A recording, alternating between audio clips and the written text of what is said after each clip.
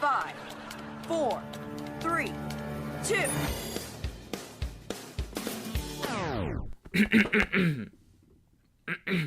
I dreaded that first robin so, but he is mastered now, and I'm accustomed to him grown.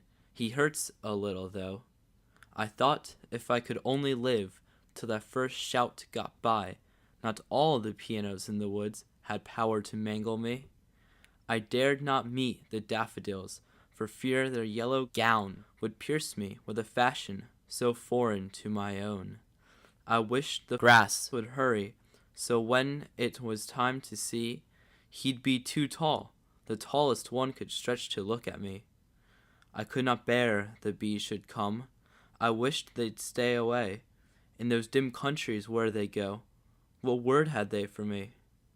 They're here, though, not a creature failed, no blossom stayed away, in gentle deference to me, the Queen of Calvary. Each one salutes me as he goes, and I, my childish plumes, lift in bereaved acknowledgment of their unthinking drums. Thank you. Hello, and welcome to a very special edition of Prep Talk! I'm your host, Kai Emery.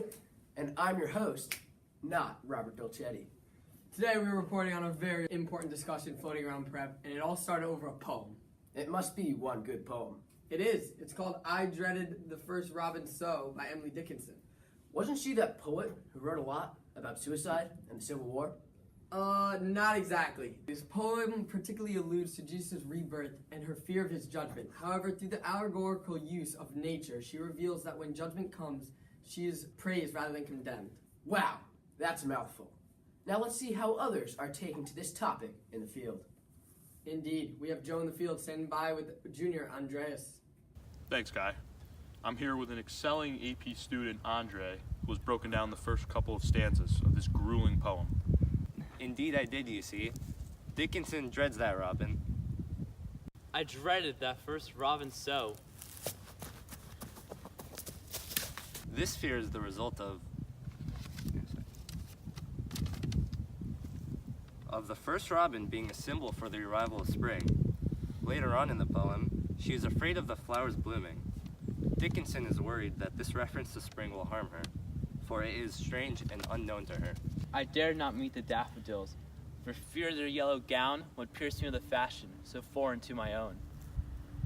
This fear results in her wanting the grass to grow tall enough to shield her from harm.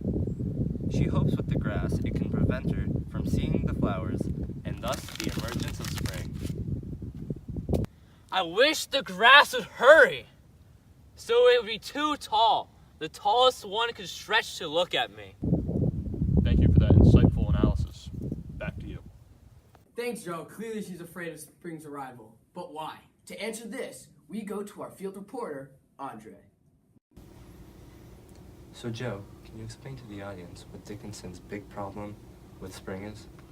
Well, in my professionally amateur opinion, spring is a symbol for rebirth. How do you figure that?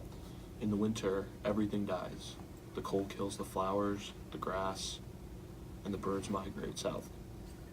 But in the spring, everything comes back to life and the birds return. That's very well said. Where'd you learn that? Mr. Sather's English class. Thanks, Andre. I'm back with Kai in the studio, and we've just gotten word that an allusion has been found in the poem. And what is it? According to our source, rebirth is not only a reference to the coming of spring, but it is also a biblical allusion to Jesus' resurrection. In the poem, Dickinson refers to Calvary, the place where Jesus was crucified. She also calls herself the Queen of Calvary, an allusion to Mary, mother of Jesus. Oh, I see. Also, the drums posed as an announcement or celebration for the coming of Jesus' resurrection. And now, we have a special guest here today to further analyze I Dreaded That First Robin So. His name is Andrew, and he is with Andre right now. Alright, today I'm with expert poet analyzer, Andrew. Hello. So what can you tell us about Emily Dickinson's fear of Jesus' resurrection? Well, really, she's not afraid of his resurrection as much as what it brings. As is written in the Bible, Jesus will come again to judge the living and the dead. This is her ultimate fear, of being judged harshly. Interesting. But what makes you think this is true? Well, she says in the poem that she wants the bees to stay away. These bees are a symbol for angels. Just as bees come in order for the flowers to blossom, angels come to prepare Jesus' arrival. Dickinson also mentions that the bees had words for her, further alluding to the bees as angels bearing Jesus' message of judgment. Hold on. I'm getting a message from the studio. Kai wants us to go back to the studio for they've made a groundbreaking discovery more spectacular than this. So, Christian, what's this great discovery? We have found an academic journal by Sharon Leiter that supports what we've been thinking this whole time about this great, riveting poem. How so? Well, to start, Leiter writes she is shocked of nature's rebirth. That perfectly parallels what we have found about Dickinson and spring's rebirth.